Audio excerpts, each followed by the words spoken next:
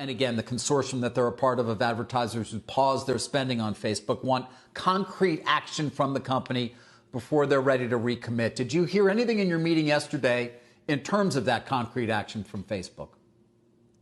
Unfortunately, no. We heard a lot more words, a lot more dialogue, but we failed to hear concrete actions and timelines from Facebook to correct the problem and to, address the concerns of now nearly 1,000 Facebook advertisers. I'm looking at your list of things that you are asking for, and I'm going to go well down the list, but to one that certainly a lot of people are aware of because they think Facebook has dealt with this, and that is to have them stop recommending or otherwise amplifying groups or content from groups associated with hate, misinformation, or conspiracies. Isn't Facebook already doing that? They say they are, but in fact, they're not. And herein lies the problem. We hear from Facebook, some of their policies actually look pretty good on their face, but they're failing to actually implement them in comprehensive ways. And a lot of hate and misinformation are slipping through the cracks. So what happens from here?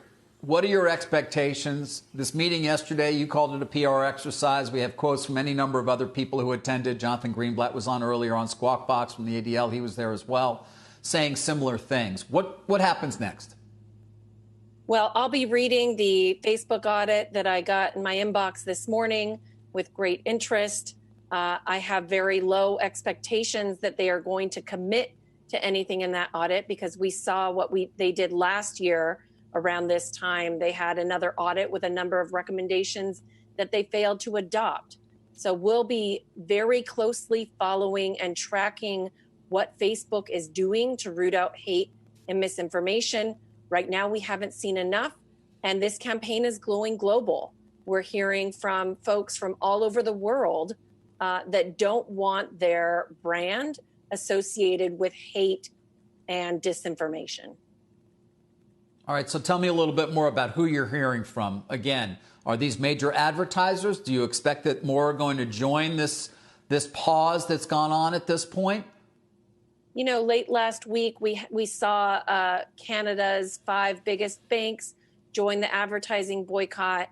We're hearing from partners that have global constituencies that the people, the users of Facebook are concerned. And so they are continuing to lift that up to brands across the globe. There's been a great deal of international media interest on this issue. So as this becomes more prominent and businesses around the globe are having to deal with and make decisions about whether they want to be associated with hate and disinformation or not, I think we expect to see many more advertisers join the boycott.